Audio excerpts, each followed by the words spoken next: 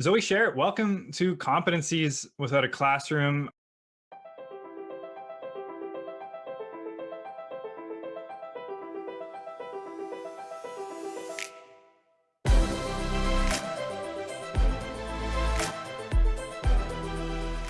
I'm super excited to have you here, and then we get to share your story, no pun intended. Zoe, you know this, and maybe we'll jump into it a little bit later with your education background, but this podcast, this is for middle and high school students and their teachers. These are very busy individuals, so we don't have time for fluff. We cut right into the meat of the conversation, and honestly, we ask the same question to every guest because it's going to help set a tone for the rest of the interview, and it's the question that our listeners want an answer to. So, Zoe Share, when it comes to pineapple on pizza, are you a yes or a no? I'm a definite no. Okay. All right. We have some work to do to win the listeners back over, but we have lots of time. So that's great. Zoe, you and I have known each other for a little while, and for a number of different reasons, both with Schmooz, but one of the things I was super excited about was the children's book you co-authored. So hopefully we'll touch on all of that. But for everybody else who's listening who doesn't know who you are, who is Zoe Share, and what are you doing for work right now? I am a 31-year-old CEO of a marketing agency called Schmooze Media. Yeah. And I have a 3-year-old, and I'm preggo with number 2 down in my stomach. And I was a kindergarten teacher before I went and did my master's in business, and shortly thereafter started an agency that is very focused on core values and, leading with purpose and making sure that what you're doing, in your marketing isn't going to hurt anybody or mislead anybody, and add value as much as possible. Yeah. And I'm excited to talk about that point. There's a couple of things that you talked about from the transition from teacher to doing your master's in business. But first thing I want to touch on, so for the young people listening to this, you said Schmooz is a marketing agency. What does that mean? What is an agency? Great question. So a marketing agency is a company that, and a lot of people would define this differently, but to me, there's sort of 2 pathways you would go down when you're starting a marketing business. You would start a consultancy, or you'd start an agency. A consultancy is when you do strategy and strategy only, which is planning, campaign ideas. This is what we're going to do on this day. It could be, marketing covers so many different areas. It could be something physical, like a billboard, could be a TV commercial, it could be radio, it could be social media. Right. But a consultancy plans those things. They don't implement. An agency plans, but mostly focuses on implementation. And so I would say sometimes when I explain Schmooz, I say we're a consultancy, because we definitely do the strategic planning specifically around social media marketing. And then we implement those strategies and continue trying to refine and improve upon the learnings that we have. That's super helpful. So thank you for that. Don't have to name any brands, but can you give us an example of a specific campaign that Schmooz might have helped out with in the last 12 months? Sure. So Schmooz works with companies of all different shapes and sizes. So a lot of them wouldn't necessarily be recognizable to, sure. I've given a lot of talks to young people and they're like, Nike, the NBA? And I'm like, no. So we serve clients who have usually between 25 and 100 employees. Also a couple of people who only are small and mighty teams of 5 to 10 team members. A recent campaign we've done is with a brand called My Puffin. They are a children's couch company. Cool. And it basically can manipulate into lots of different shapes and sizes. And what that looked like was sort of saying, here's the way your social media posts are going to look. Here's how many times we're going to post. Here is the ads that we're going to run alongside a daily post on Instagram. Here are the influencer campaigns we're going to run. Right. Here's a mom blogger who has a following of 30,000. We're going to give her one couch. She is going to post a giveaway with her entire following, and we're going to be dealing with the entire execution and follow through on that type of campaign as well. And it's just, with My Puffin in particular, going back to what I talked about earlier with purpose, is it's not just a product. It's like, plastic and hurting the environment. This is a product that is sustainable, Canadian made, non-toxic. Right. These are the types of brands that I can stand behind selling, because I don't feel like I'm hurting the earth or humanity when I represent them. Yeah. Is that, maybe a bit of a loaded question, but is that what you would say is a differentiator between Schmooz and other agencies, that you're just so purpose driven that you're maybe more selective about the type of brand that you work with than any other agency?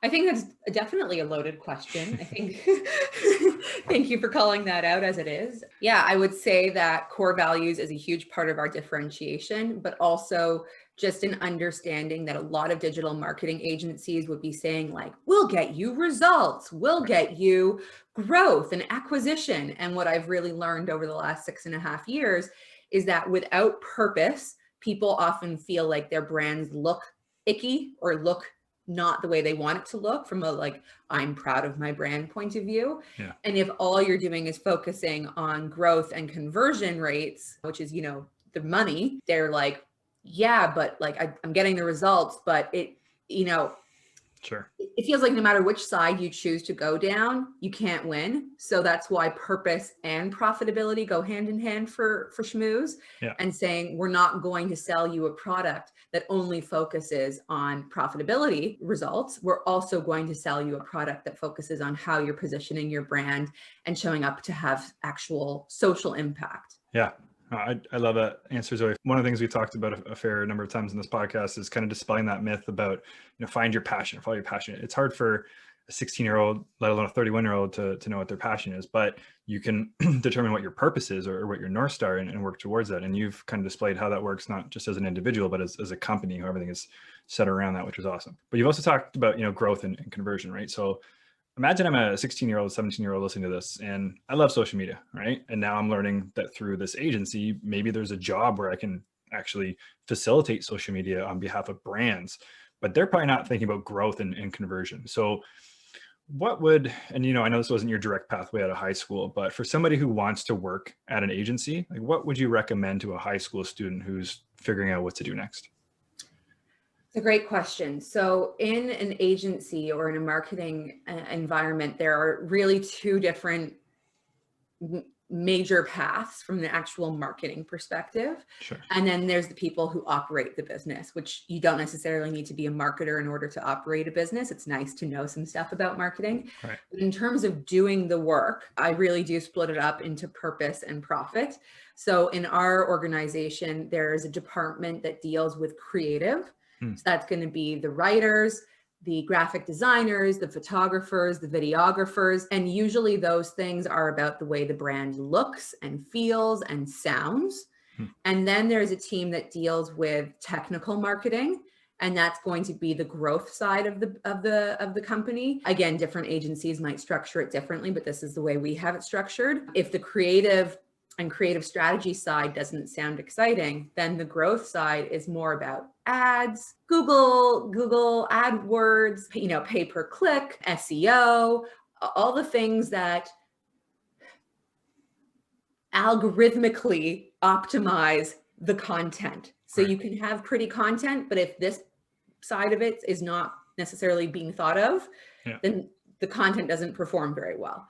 If you have ads running, but they don't look like anything good, no one's going to click on them anyway. Yeah. So there are some people who say they can do everything. Yeah.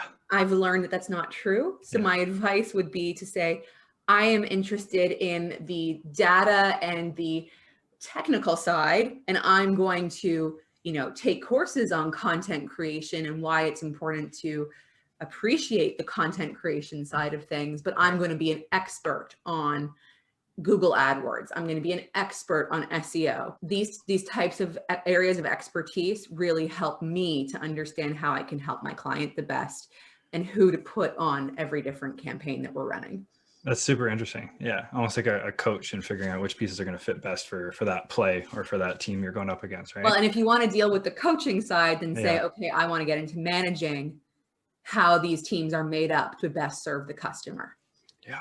I mean, it's probably similar to a lot of companies. I was thinking with an agency, you just talked about this almost two different polar extremes, the super creative people and the super data analytical type focus. And in this industry, it's probably hard to be really good if you're a generalist. So maybe double down on what that is that you're interested in, right? So if you're a young person and you love your numbers and you love those algorithms, then the data, the technical side could be for you. It's always good to learn things that you're not comfortable in. So if you are more comfortable with numbers, I would encourage you and you're interested in marketing and growth and learning from, psychometrics, like, oh, what people are doing these things, and I wonder why they're doing them, and what do the numbers tell me? You still have to have an appreciation for the people, because the people are behind the numbers.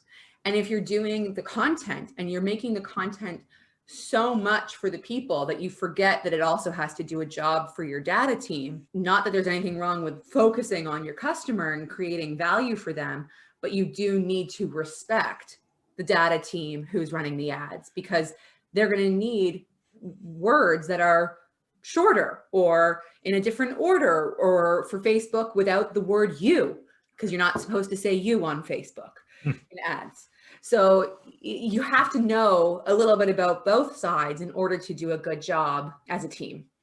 So many important competencies then to work at an agency, right? Like communication between departments, obviously being a great team player, accountability. I'm sure problem solving is one that comes up all the time, right? Yeah. Oh yeah, because social media in particular moves so quickly. Oh my God. You could have a post come out and then within 10 minutes, someone, a troll comes on and says something negative, and then it spins out, and you thought it was a great ad, and suddenly it needs to be paused, or crisis communications need to happen. And so the last part of the agency, so I've talked about running the agency from an operations and finance department. I've talked about the data and technical marketing department. Then there's the creative department. The final part of the puzzle is customer success, which is retaining the customers, product market fit, which is sort of saying, this is the customer's problem. Here's what we think we can do to help solve that problem. And then bringing in creative and technical marketing to help with the actual solution. And then also business development to say, these are the right types of customers for us to do successful work for. So those are the 4 departments of Schmooz. No kidding. So it sounds like almost no matter what you're interested in, there's probably something at Schmooz for you guys listening. Zoe, you just talked about social media, Instagram. Are you on Instagram personally? I am. Okay. What's your handle for everyone listening?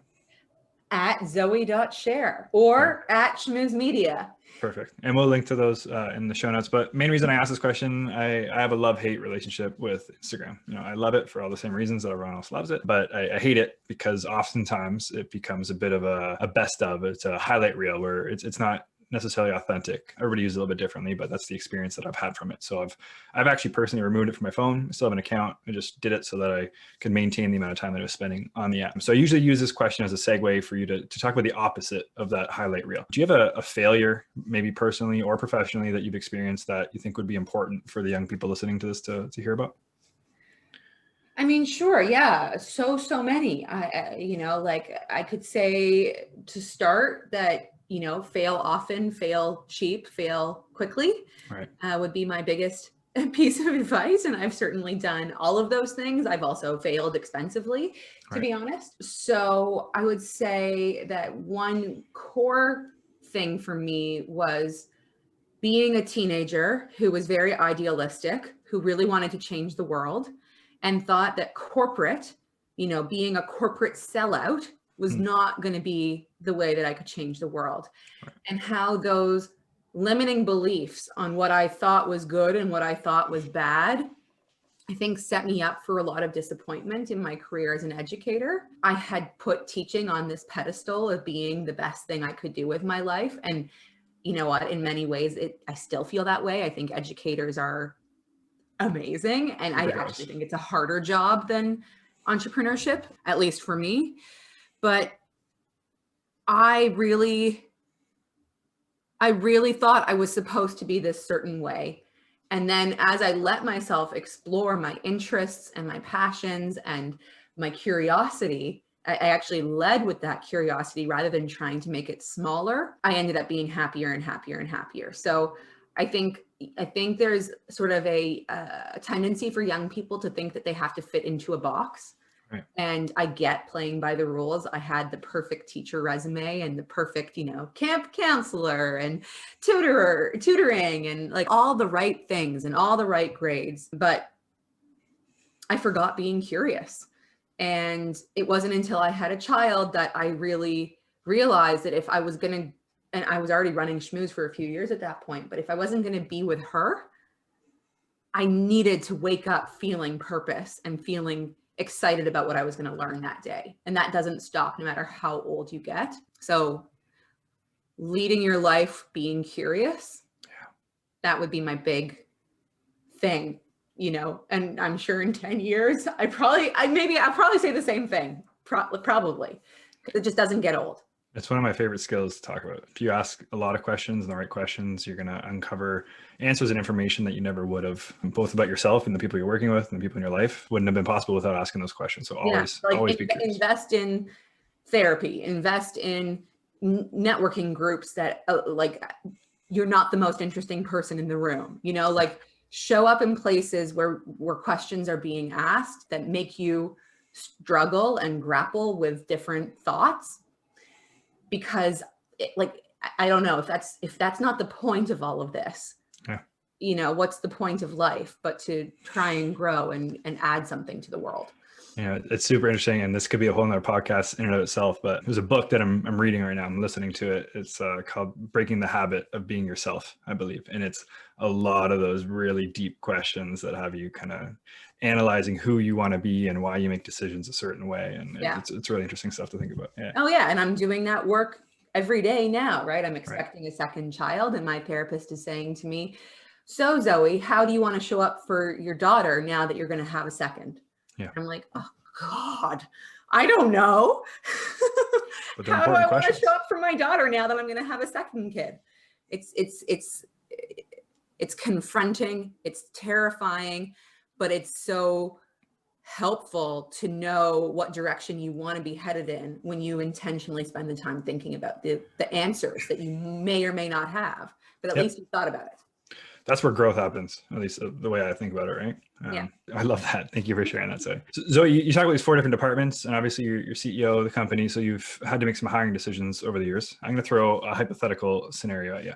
So you're hiring for one role, right? There's one position, but you've narrowed it down to 2 candidates, and they have almost identical resumes on paper. What's that one competency? What's that 21st century skill that you've learned over the years to look for that's going to help separate the successful candidate from the other? Well, first of all, I'll always do reference checks, and that tells me a whole ton of stuff. Just, you know, have good references, know what they're going to say about you. And I would say how they follow up is something that I look really carefully at. I've had follow-ups. I remember this role I was recently hiring for, and it was actually in this exact situation, and they were 2 really interesting candidates, and I liked them both. Right. One follow-up email was to the point, concise, professional, and the other follow-up email was like the longest summary of our interview together. Right. And for me, the concise one was the winner. I was very happy that I had selected 2 candidates who did a follow-up, but the follow through of the one who sent me like the eons and eons and eons of notes, right. I was like, I don't have time for that. And if this person doesn't know that from meeting me, then we're not off to a good start. So the candidate who could tell that I'm direct and concise and wrote the follow-up email as such, read the room really well. Yep. So, I mean, it could have gone either way. I might have been a very different person who loved the long, drawn out follow-up email. Sure. But I can tell you, if only one of them had done a follow-up email, I wouldn't have probably even considered the other one.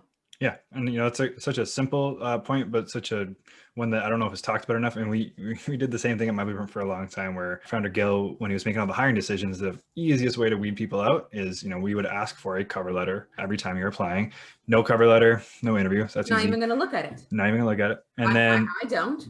No. I mean, if it's part of the ask, then it needs to be there. It means you can follow directions, right? And the same thing during the interview at the very end of it, we'd always make a point of telling people like, hey, you know, follow up with us. Let us know what you thought. Let us know if you have any questions. And a lot of people just don't. Oh, that's the most shocking thing is when they're like, oh, Zoe, you're great. I love your energy and you're young and a visionary and blah, blah, blah. And I'm like, okay, well, that's nice. Most people say that and then never follow up with me. And they're like, what? How is that even possible? And I'm like, because people don't bother. Yep. You have to bother. That's going to make you stand out, which is sad, but bothering can make you stand out big time. Yeah. If there's one takeaway listening to this episode, students, do your prep ahead of time to know the kind of person you're going to be talking to, like Zoe, and then follow up them after the fact. It's not rocket science. Just make sure to let them know in a concise way what you took away from that interview and how excited you are to apply your skills to that specific job that they're hiring for. Well, and especially since, as an agency, we're trying to earn business all the time. If they can't do a follow-up to me, how are they going to treat my client? Right? Like, this is all of our success. This is our business to, if you take your livelihood, if you take having a livelihood for granted and don't appreciate where it's coming from, like, that's just never going to work at a company like mine, but likely for most business owners who are hustling to make their business work, they want someone who's going to be like, taking accountability. If I don't show up and do this and respect the people I'm working with, first of all, if I'm not giving them respect, how can I ask for respect back? And second of all, this is how I'm paying my bills. This is how I support my family. This is all real stuff. 100%. Yeah. Zoe, what's a life skill that you weren't taught in high school, maybe that you wish you were? Woodworking. Yeah, that's a great answer. I really love the act of actually building something. Obviously, I'm an entrepreneur. I like building stuff, but I physically. So, writing a book, that was a physical thing that I could hold in my hands. Learning how to build furniture with my husband, who's an engineer. I look back and I would have loved to take a woodworking class. And to be honest, one of my first business ideas was about, like, I don't know if anyone here knows what this is, but it's called Build-A-Bear. You build a stuffed animal. I wanted to do woodworking classes for kids at one point. And then I was like, I don't really want to be responsible for chopping anyone's arm off. So it's a lot of liability. I'm not going to, the liability of that business wasn't so hot, but physically building something that you can play with or sit on or eat, like, our dining room table is handmade by my husband and I. And that is very, very, like, these back to basic skills, I think, are very powerful.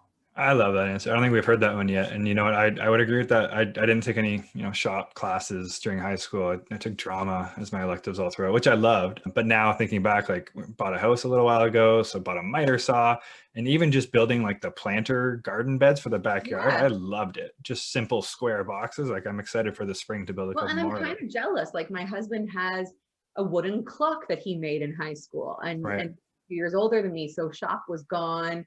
Sewing was gone, home ec, all of those, whatever. I would have been the girl in the wood shop class. But my dad has a bowl that he made that's wooden, that he made in high school. And I'm like, I wish I could have made a wooden bowl. Like, come on, like, just some good holding on to something work.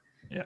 No, that's a great answer. I love that. So let's shift gears a little bit, Zoe, and we're going to talk about a strong opinion loosely held. So the way I usually preface this part of the conversation is that a strong opinion, loosely held, is a strong opinion that you have, but you're still open-minded enough to receive new information as it becomes available. So for me personally, I believe that tests and grades, they do more harm than they do good. What's your strong opinion, loosely held, Zoe? Okay, so a strong opinion that I hold is that people in the world generally don't understand archetypes and stereotypes well enough. And I would strongly encourage people to read biblical texts as a literary study, to look at how different archetypes of people are set up from a religious point of view. That's super interesting. Can you give an example of that? I don't want to say anything untoward. Sure. And my opinions about different groups of people, different types of personalities, understanding Carl Jung and Freud, and, it's so, I just think it's worth investing time in studying why we think what we think, and what has led us to thinking those things. Is it just because of where we grew up, or is it because of these archetypes and stereotypes that have existed in literature for hundreds and hundreds and thousands of years. And if we can't start unpacking the roots of where those assumptions come from, I strongly believe that we cannot change them. So that's why I strongly believe people need to read old stuff and start understanding the real roots of why we feel the way we feel about different groups of people or different types of individuals.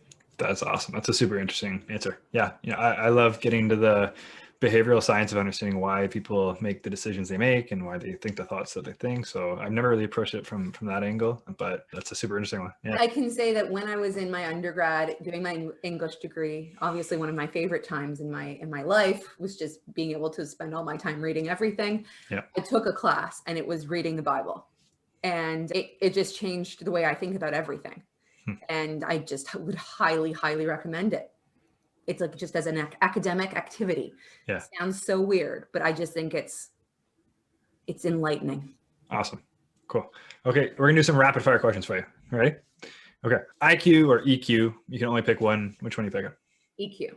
All day. All right. Good answer. You have a billboard. You can write anything on that billboard. Everyone's going to see it. What does it say? Be kind to yourself so that you can be kind to others.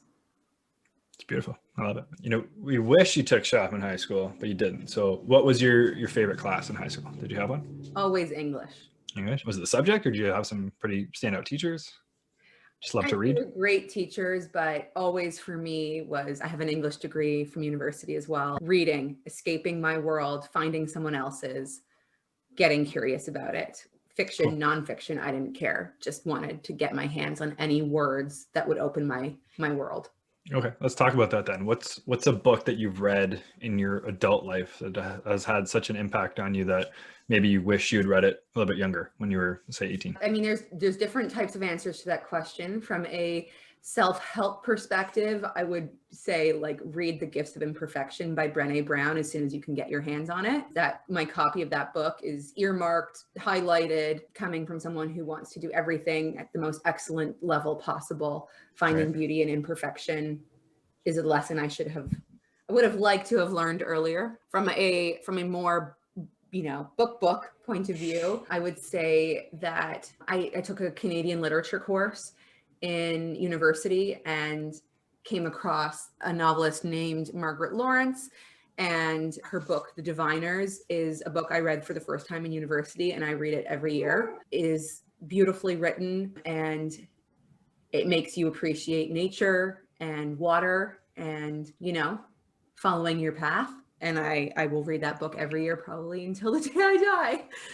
It's called The Diviners? The Diviners. Okay. I mean, we're going to link to all that in the show notes, but that sounds super interesting. I know about Brené Brown, and my partner has Dare to Lead, but I've also heard really good things about Gifts of Imperfection as well, right? Yeah. I think there's just, I wouldn't even say that The Diviners is so amazing that everyone needs to read it, but like, it was amazing for me. Sure.